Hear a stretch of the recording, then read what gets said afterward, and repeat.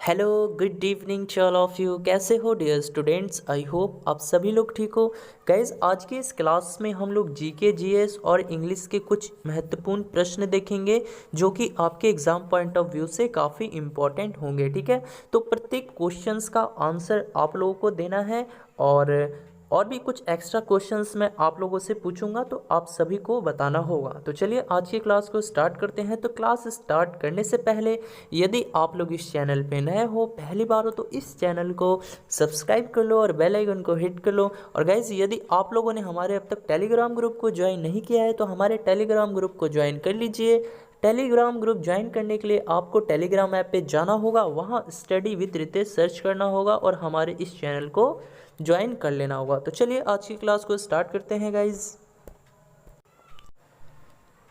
चलिए देखिएगा, पहला क्वेश्चन है निम्नलिखित में से किस विश्वविद्यालय की स्थापना सबसे पहले की गई थी, है ना। चार ऑप्शंस आपको दिया हुआ है। पहला ऑप्शन है बनारस हिंदू विश्वविद्यालय, दूसरा ऑप्शन है बॉम्बे यूनिवर्सिटी, तीसरा ऑप्शन है अलीगढ़ मुस्लिम विश्वविद्यालय, चौथा ऑप्शन है इलाहाबाद विश्वविद्यालय।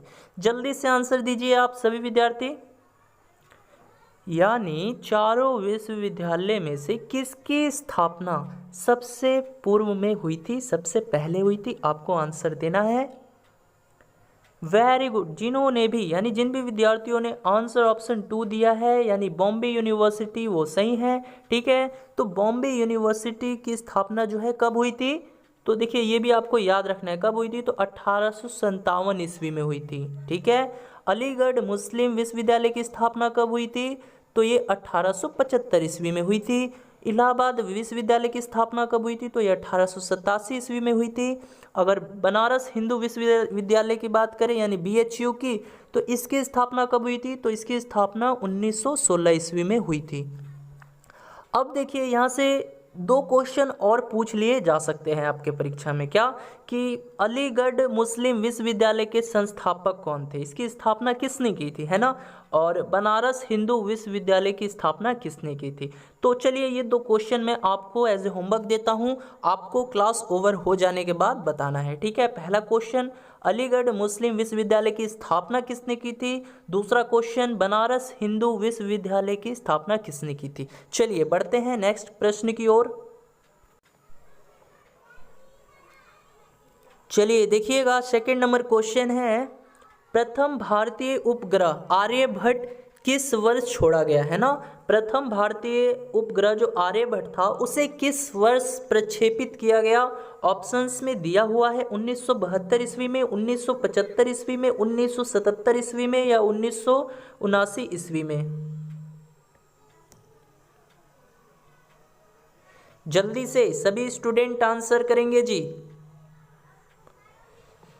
Very good. जिन्होंने भी आंसर ऑप्शन 2 दिया है 1975 ईस्वी में, वो सही है। ठीक है, तो आपको याद रखना है कि भारत का पहला उपग्रह आर्यभट्ट, जिसे महान भारतीय खगोल शास्त्री के नाम पर नामित किया गया था, इसे कब प्रक्षेपित किया गया था यानी इसे कब छोड़ा गया था, तो ये 19 अप्रैल 1975 को, है ना। चलिए, तो ये क्वेश्चन आप लोग को याद रखना है। क्वेश्चन इससे भी ऐसे भी पूछ सकता है कि भारत का प्रथम भारतीय उपग्रह कौन सा है, तो कौन सा है, आर्यभट्ट है। ठीक है, चलिए बताइएगा, नेक्स्ट प्रश्न है निम्नलिखित में से कौन से दो शहर उत्तर दक्षिण कॉरिडोर से जुड़े हुए हैं। चलिए बताइएगा, कौन से दो ऐसे शहर हैं जो उत्तर दक्षिण कॉरिडोर से जुड़े हुए हैं। ऑप्शंस में दिया हुआ है श्रीनगर और कन्याकुमारी, मुंबई और चेन्नई, अमृतसर और कलकत्ता, हैदराबाद और भोपाल। तो जल्दी से प्यारे बच्चों आप लोग आंसर दीजिए, कौन से दो शहर हैं जो उत्तर दक्षिण कॉरिडोर से जुड़े हुए हैं। Very good. यानी जिन भी विद्यार्थियों ने आंसर ऑप्शन 1 दिया है वो सही है। ठीक है, तो श्रीनगर और कन्याकुमारी दो ऐसे शहर हैं जो उत्तर और दक्षिण कॉरिडोर से जुड़े हुए हैं। अब चलिए एक दो क्वेश्चंस मैं आप लोगों से इस टॉपिक से रिलेटेड पूछना चाहता हूं, तो आप लोग बताइएगा। क्वेश्चन पूछ लिया जाता है कि भारत का सबसे बड़ा राष्ट्रीय राजमार्ग कौन सा है। बताइएगा, भारत का जो सबसे बड़ा राष्ट्रीय राजमार्ग कौन सा है, सबसे बड़ा राष्ट्रीय राजमार्ग कौन सा है। आप सभी विद्यार्थियों को आंसर देना है। बताइए, भारत का सबसे बड़ा नेशनल हाईवे कौन सा है? आप सभी लोग आंसर दीजिए। भारत का सबसे बड़ा राष्ट्रीय राजमार्ग कौन सा है जी? वेरी गुड, कौन सा है? तो NH44 है ना, नेशनल हाईवे 44 है। मैं जानता हूँ बहुत से स्टूडेंट NH7 भी आंसर कर रहे होंगे, लेकिन वो गलत है, ठीक है। अब देखिए NH44 जो है, इसकी लंबाई कितनी है? तो इसकी लंबाई है 3745, यानी 3745 किलोमीटर इसकी लंबाई है। ये 11 राज्यों से होकर गुजरती है, ठीक है।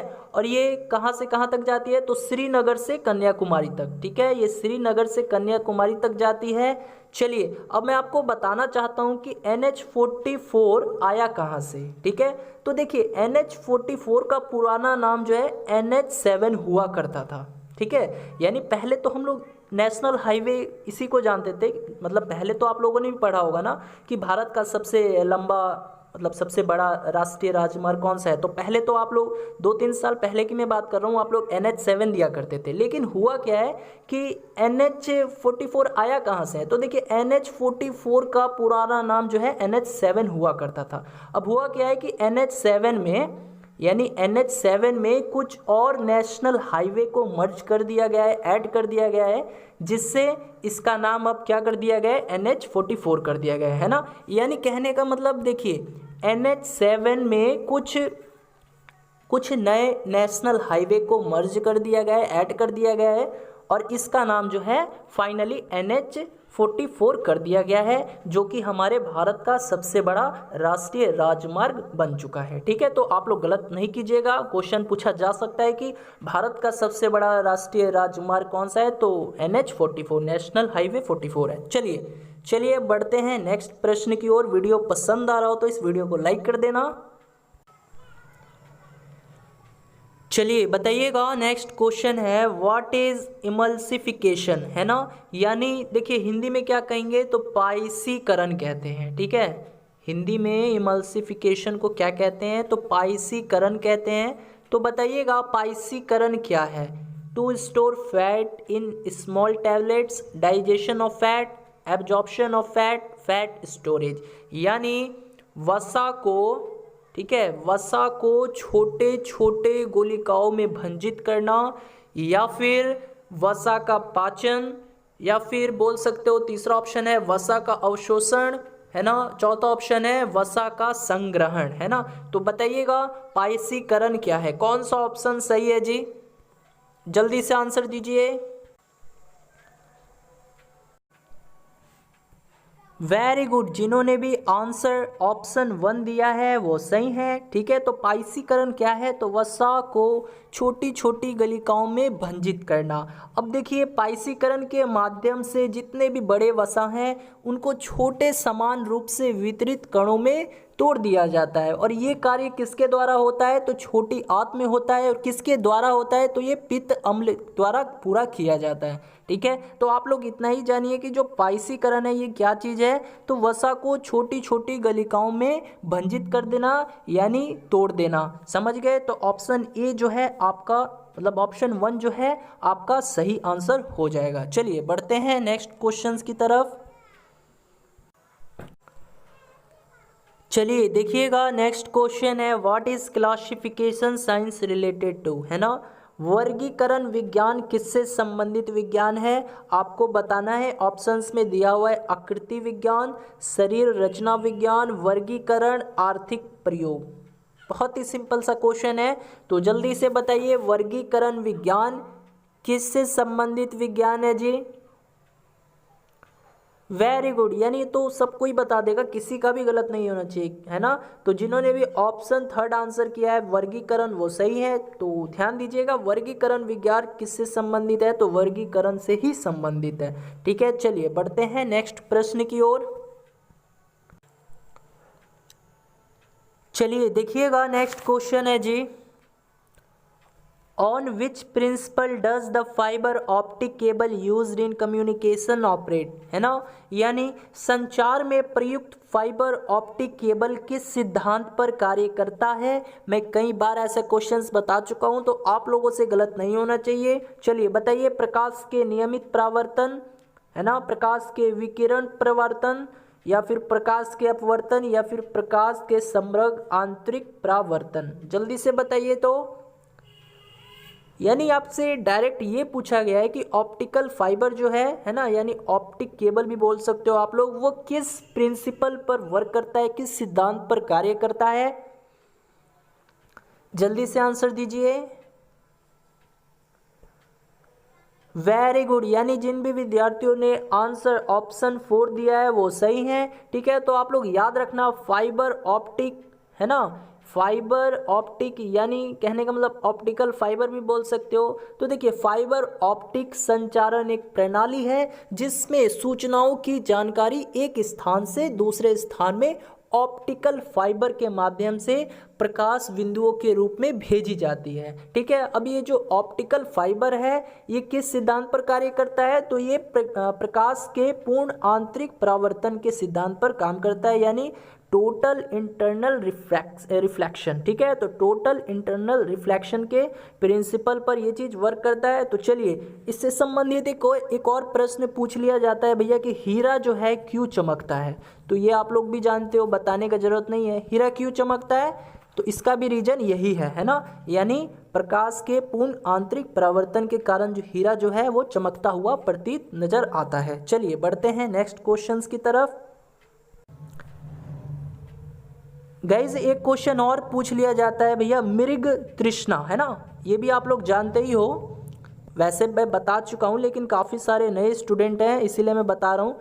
मतलब पूछ लिया जाता है मृग तृष्णा बनने का कारण क्या है? तो इसका भी यही कारण है ना, टोटल इंटरनल रिफ्लेक्शन यानी प्रकाश का पूर्ण आंतरिक परावर्तन। ठीक है, डायरेक्टली क्वेश्चन पूछ लेगा मृग तृष्णा का बनने का कारण क्या है ना। तो चलिए बढ़ते हैं नेक्स्ट क्वेश्चंस की तरफ। चलिए देखिएगा नेक्स्ट क्वेश्चन है, भारतीय संविधान में नागरिकता के प्रावधान कब लागू हुए? बताना है आपको, यानी भारतीय संविधान में नागरिकता का प्रावधान कब लागू किया गया था? बताइए, 1950 में, 1949 में, 1951 में, 1952 में? जल्दी से सभी विद्यार्थी आंसर करेंगे जी, सभी स्टूडेंट आंसर करेंगे। भारतीय संविधान में नागरिकता का प्रावधान कब लागू किया गया था? वेरी गुड, यानी जिन भी विद्यार्थियों ने आंसर ऑप्शन 1 दिया है यानी 1950 वो सही है। तो देखिए हुआ क्या था कि भारत का संविधान लागू होने पर है ना, यानी भारत का संविधान लागू कब हुआ था? थोड़ा जल्दी बताइए। तो जल्दी से सभी स्टूडेंट आंसर करेंगे कि भारत का संविधान कब लागू हुआ था। डेट, मंथ्स, ईस्वी सब बताना है आपको पूरा डिटेल के साथ। जल्दी बताइए, भारत का संविधान कब लागू किया गया था? वेरी गुड, कब लागू हुआ था? तो 26 जनवरी 1950। ठीक है, अब देखिए हुआ क्या था कि भारत का संविधान लागू होने पर यानी 26 जनवरी 1950 के बाद भारत में जन्मा कोई भी व्यक्ति जन्म से ही भारत का नागरिक होगा। ठीक है, ये चीज कह दिया गया था कब? जब भारत का संविधान लागू हुआ था। ठीक है, तो आपको याद रखना है कि भारतीय संविधान में नागरिकता का प्रावधान कब लागू किया गया था? तो 1950, यानी जब संविधान लागू हो गया था उसी समय से ये चीज को मतलब घोषित कर दिया गया था। ठीक है, कि भारत में जन्मा कोई भी व्यक्ति जन्म से ही भारत का नागरिक होगा। चलिए बढ़ते हैं। अच्छा, कुछ क्वेश्चंस मैं आप लोगों से पूछना चाहता हूँ। देखिए एक चीज हमेशा याद रखना कि भारत का संविधान जो है पूरे भारतवर्ष के लिए एकल नागरिकता की व्यवस्था प्रदान करता है। अब चलिए बताइए, तो एकल नागरिकता है ये किस देश से लिया गया है? बता सकते हैं आप लोग? चलिए बताइएगा, एकल नागरिकता का सिद्धांत जो है ये किस देश से लिया गया है? ये किस देश के संविधान से लिया गया है जी? एकल नागरिकता का सिद्धांत जो है किस देश के संविधान से लिया गया है? वेरी गुड, किस देश के संविधान से लिया गया है जी? तो ब्रिटेन। ठीक है, तो देखिए कुछ ऐसे चीजें पूछ लेता है कि भैया ये किस देश से लिया गया है ना, तो बताइए। तो एक पूछ लेता है नीति निर्देशक तत्व, जल्दी से बताइए। सब बहुत ही वीवीआई चीजें हैं, मैं आप लोग का रिवीजन करवा रहा हूं। बताइए नीति निर्देशक तत्व जो है ये किस देश के संविधान से लिया गया है? जल्दी से आंसर कीजिए। नीति निर्देशक तत्व जो है ये किस देश के संविधान से लिया गया है? नीति निर्देशक तत्व जो है किस देश के सिद्धांत से लिया गया है? वेरी गुड, किस देश के संविधान से लिया गया है? तो आयरलैंड, है ना। चलिए अच्छा बताइए, तो संविधान में संशोधन करने की प्रक्रिया ये जो है ये किस देश से लिया गया है? यानी संविधान में संशोधन करने की प्रक्रिया ये किस देश से लिया गया है? संशोधन करने की प्रक्रिया, संविधान में संशोधन करने की प्रक्रिया ये किस देश से ली गई है जी? वेरी गुड, किस देश से ली गई है? तो ये साउथ अफ्रीका, है ना। किससे लिया गया है? दक्षिणी अफ्रीका से लिया गया है ये चीज़। चलिए बताइए, तो मौलिक कर्तव्य जो है ये किस देश से लिया गया है? देखिए बहुत इंपॉर्टेंट चीज़ें हैं, तो आप लोग इस चीज़ को बताइए जिससे मुझे पता चल सके कि आप लोग का रिवीजन है कि नहीं। संविधान से भी क्वेश्चन पूछ ही लिया जाता है। तो बताइए, लास्ट क्वेश्चन है, फिर इसके बाद हम लोग आगे बढ़ते हैं। बताइए, लास्ट क्वेश्चन है, मौलिक कर्तव्य जो है ये किस देश के संविधान से लिया गया है? वेरी गुड, किस देश के संविधान से लिया गया है? तो रूस, ठीक है। चलिए अब हम लोग बढ़ते हैं नेक्स्ट प्रश्न की ओर। चलिए बताइएगा, नेक्स्ट क्वेश्चन है, निम्नलिखित में से कौन सी पंचवर्षीय योजना सही नहीं है? बहुत ही वीवीआई चैप्टर है, टॉपिक है जी पंचवर्षीय योजना, ठीक है। तो कुछ महत्वपूर्ण चीज़ें मैं आप लोग को बता देता हूं, तो पहले आप लोग इसका आंसर दीजिए। पूछा गया है कि कौन सी पंचवर्षीय योजना इनमें से सही नहीं है? जल्दी से आंसर कीजिए। वेरी गुड, यानी जिन भी विद्यार्थियों ने आंसर ऑप्शन 4 दिया है वो सही है, ठीक है। तो देखिए, चौथी पंचवर्षीय योजना की जो समय अवधि थी वो क्या थी? तो वो 1969 से 1974 ईस्वी तक थी, ठीक है। तो देखिए यहाँ पर ये चीज़ गलत दिया हुआ था, ठीक है। यानी देखिए पंचवर्षीय योजना, यानी कहने का मतलब प्रथम पंचवर्षीय योजना था वो कब से कब तक चला था? तो 1951 से 1956 तक चला था। और द्वितीय पंचवर्षीय योजना ये कब से कब तक चला था? तो 1956 से 1961 के बीच चला था। तृतीय पंचवर्षीय योजना ये कब से कब तक चला था? तो ये 1961 से 1966 तक चला था। लेकिन यहाँ पर जो चौथी पंचवर्षीय योजना है ना, इसका अवधि क्या था? तो 1969 से 1974 ईस्वी तक था, ठीक है।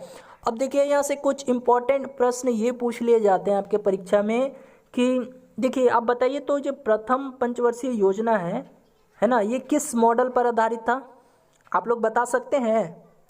बताइए, तो प्रथम पंचवर्षीय योजना ये किस मॉडल पर आधारित था?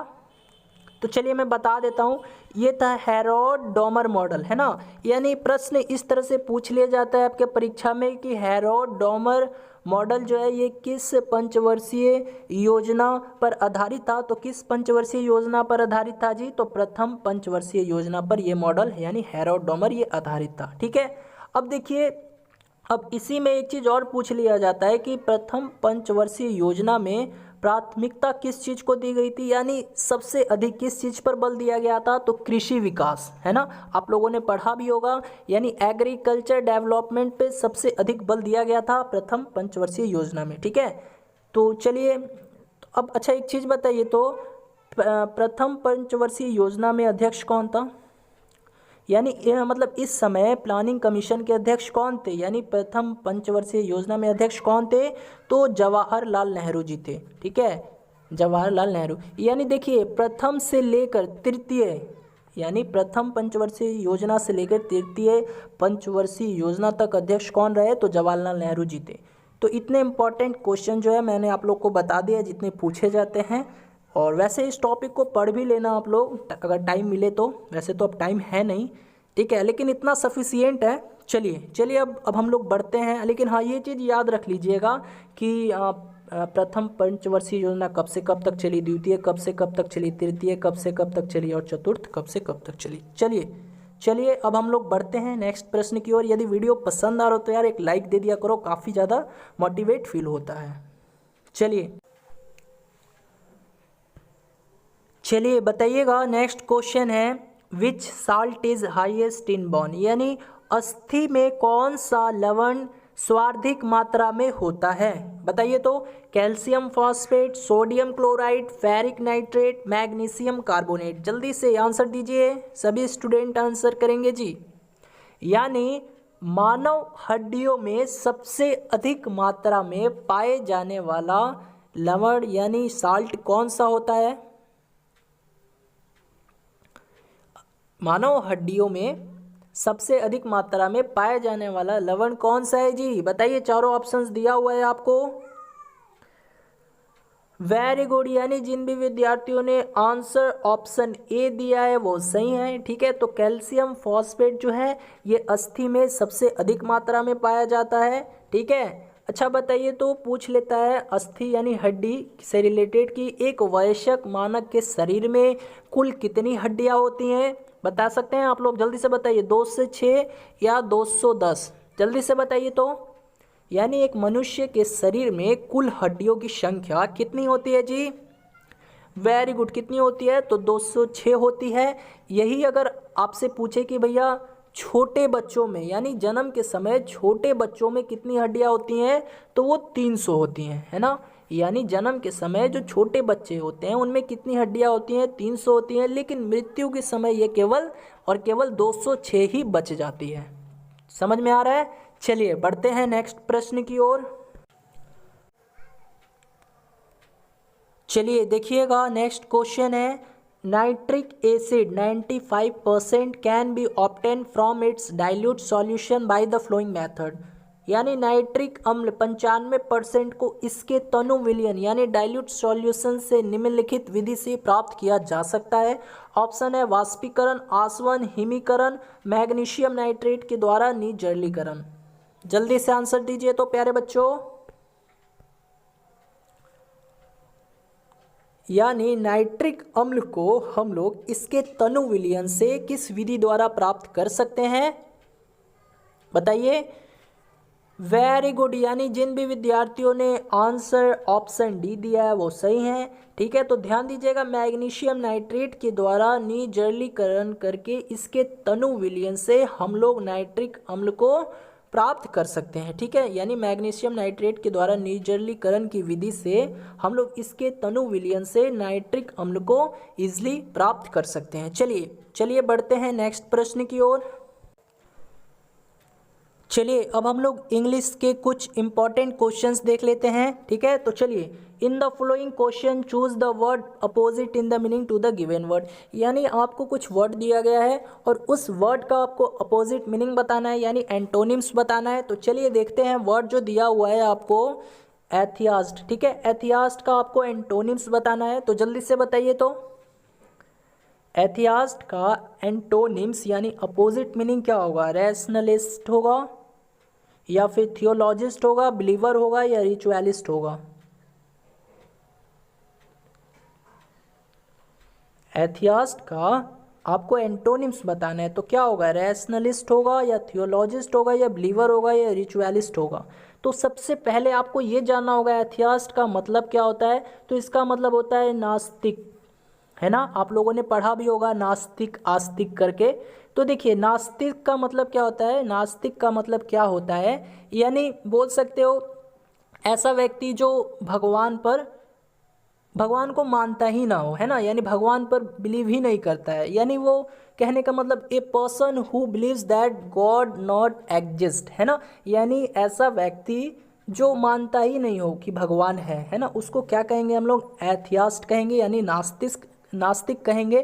ठीक है, तो अब आपको बताना है क्या होगा? रैशनलिस्ट होगा? जी बिल्कुल नहीं। रैशनलिस्ट का मतलब क्या होता है? तर्कवादी। थियोलॉजिस्ट भी नहीं होगा। बिलीवर होगा? तो जी हाँ, बिलीवर हो जाएगा, क्योंकि बिलीवर का मतलब क्या होता है? यानी मानने वाला, है ना, हर चीज़ पे विश्वास करने वाला, यानी वो आस्तिक है ना, आस्तिक टाइप का है।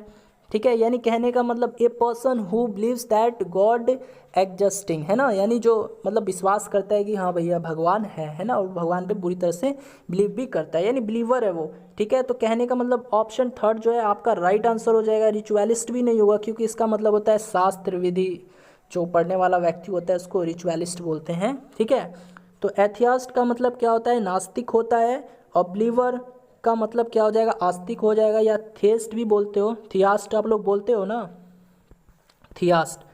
तो थियास्ट का मतलब भी क्या होता है? आस्तिक होता है। तो इस चीज़ को भी आपको याद कर लेना है, ये पूछ लिया जाता है नास्तिक और आस्तिक के बारे में, है ना। वन वर्ड सब्स्टिट्यूशन से भी क्वेश्चन पूछ लेगा आपसे ऐसे पूछ लेगा a person who believes that God not exist. अब बताइए इसको एक वर्ड में क्या कहते हैं, तो क्या कहिएगा आप लोग, एथियास्ट, है ना। यानी एक ऐसा व्यक्ति जो भगवान पे विश्वास करता ही ना हो, यानी जो भगवान को मानता ही ना हो, उसे क्या कहेंगे, एथियास्ट कहेंगे। या फिर ऐसे वन वर्ड सब्स्टिट्यूशंस पूछेगा आपसे, a person who believes in the God exist, है ना, यानी a person who believes in the existing of God, यानी जो भगवान को मानता हो, भगवान पर बिलीव करता हो, उसको क्या कहेंगे, तो थियास्ट कहेंगे। ठीक है, तो ये चीज़ आपको याद कर लेना है। चलिए बढ़ते हैं नेक्स्ट क्वेश्चन। चलिए बताइएगा, इसका भी आपको एंटोनिम्स बताना है। वर्ड है ह्यूज। ठीक है, ह्यूज का मतलब क्या होता है, आपको इसका एंटोनिम्स बताना है। तो क्या वीक होगा, जी बिल्कुल नहीं, वीक तो होगा नहीं। पहले हम लोग जान लेते हैं, पहले आप लोग आंसर कीजिए। तो पहले आप लोग आंसर कीजिए, ह्यूज का एंटोनिम्स क्या होगा। वेरी गुड, यानी जिन्होंने भी आंसर ऑप्शन 4 दिया है वो सही है। तो ध्यान दीजिए, ह्यूज का मतलब क्या होता है, तो ह्यूज का मतलब हो जाएगा अति विशाल, यानी जो बहुत बड़ा हो, है ना। अति का मतलब क्या होता है, बहुत ज़्यादा, और विशाल का मतलब क्या होता है, बड़ा, है ना, यानी जो बहुत बड़ा हो, यानी एकदम भीमकाय हो, है ना। या बोल सकते हो एक्सट्रीमली लार्ज, या फिर इनोर्मस भी बोल सकते हो। ये वर्ड मैं बता चुका हूँ, इनोर्मस। एक और वर्ड बताया था, याद दीजिए, ध्यान दीजिए, इनोर्मस बताया था, और एक जाइगेंटिक भी बताया था, आप लोग को बताया था ना, जाइगेंटिक। ये सब क्या है, इसके सिनोनिम्स हो जाएंगे। ठीक है, तो ह्यूज बोल लो, या जाइगेंटिक बोल लो, या इनोर्मस बोल लो, या एक्सट्रीमली लार्ज बोल लो, या अति विशाल हिंदी में बोल लो, है ना, भीमकाय बोल लो। ये सब क्या हुआ, ये सब इसका सिनोनिम्स हुआ।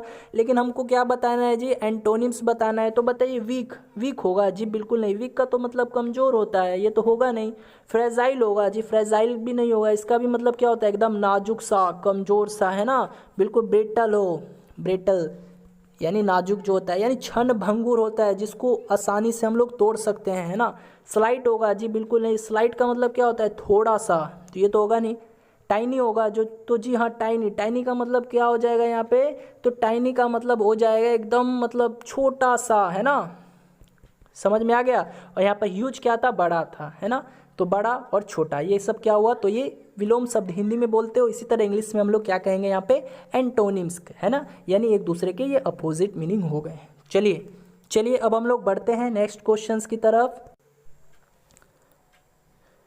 चलिए नेक्स्ट वर्ड है इलीगल। इलीगल, इसका भी आपको एंटोनिम्स बताना है। तो बताइए, तो इलीगल का एंटोनिम्स क्या होगा, सभी विद्यार्थी बताएंगे जी। इलीगल का एंटोनिम्स क्या होगा, लिबरल होगा, या फिर इंटेलिजेंट होगा, या फिर लवफुल होगा, या क्लियर होगा, क्या होगा, जल्दी से आंसर कीजिए। सभी विद्यार्थी आंसर करेंगे जी।